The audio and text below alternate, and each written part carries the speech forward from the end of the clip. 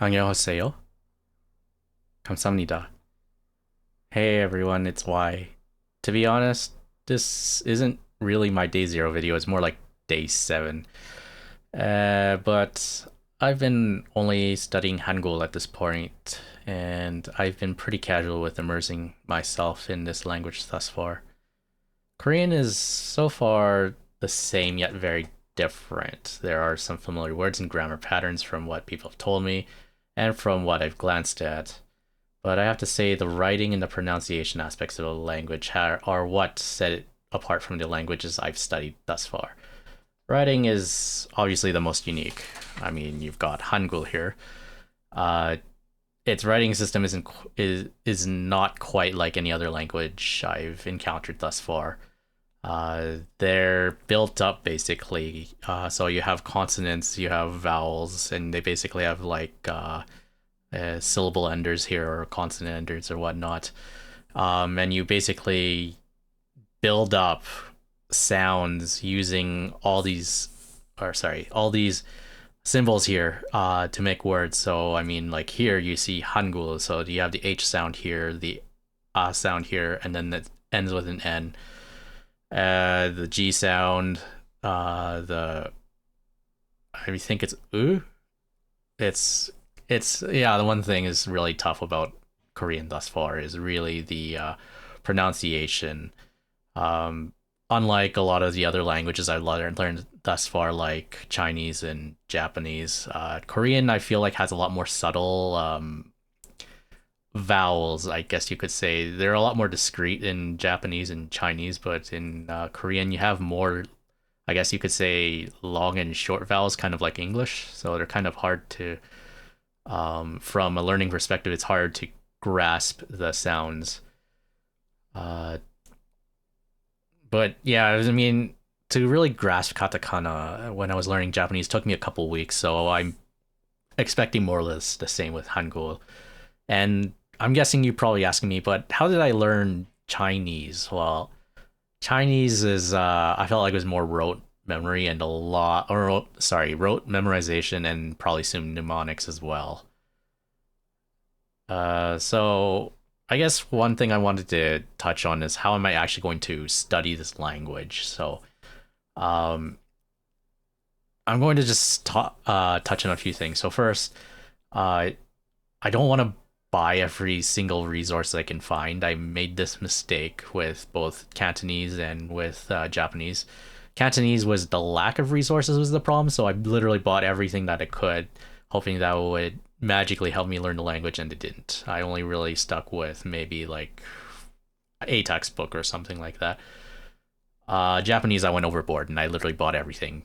Well, I wouldn't say literally everything, but I bought a lot of things, and I kind of regret it because I didn't use a lot of the material, anyways. And furthermore, I mean, Japanese has a ton of free materials on the internet, so that was kind of pointless as well. Uh, I also want to try to have a conversation when I built up more of a vocabulary. In the past, I've done a lot of these learning from scratch sort of challenges, and by the time I hit days, or at least a lot of these challenges, they require you to kind of speak more immediately, and I don't want to do that because I end up burning myself out.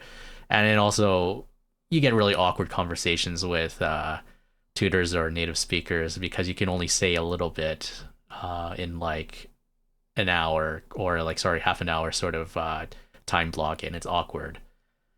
And third, I'm gonna try to use AI because I mean, actually, one of the crazy things about language learning now is that there's actually a ton of things you can do with AI to help you translate and to even have basic conversations with AI, and that can help you basically practice grammar and do a lot of basic conversation practice, and that's quite helpful.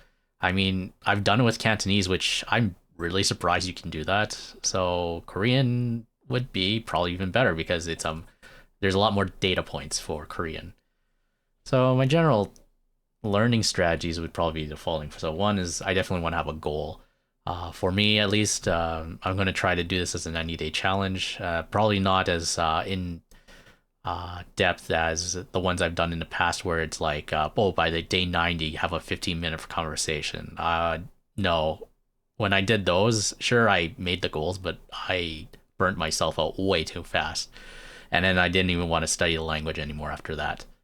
So for me, at least, I want to have at least a 5 minute conversation by day 90. Doesn't have to be about anything in particular. Even just introducing each other to each other. Oh, sorry, excuse me. Introducing yourselves to each other, and then maybe talk about the weather or something like that. Um, but I feel like even more so, if I want to use the language right away, why not order something in a restaurant? I mean, isn't that the best thing you can do? Two is my study structure. So, I mean, apart from Hangul, learning Hangul, uh, I mean, I've got resources, and I don't plan to use every single resource out there, but I mean, there's 90-day Korean. I got Korean from zero, the textbook. It's the e version of it, so I don't actually have it in front of me. Teach yourself, and then a Korean grammar book, which is helpful. And then another thing I guess is also quite nice to have is a phrase book. Granted, a lot of the phrases per se can be very stiff, but I mean the words that you can get from these sometimes is quite helpful, and it's faster than I guess going through a an online dictionary, is because you can just have something like right off the bat right here. Uh, and I mean immersion.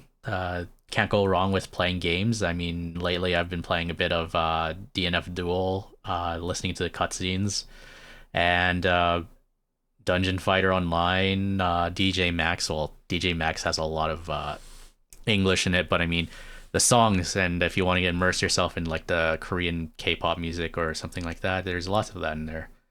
And then I guess there's repetition. I mean, I use Anki a lot. I would probably say I would probably have to shadow a lot, especially with a textbook, to practice not necessarily responding to what's in the textbook, but to try to emulate the speakers, even though they might not speak naturally, they speak slower.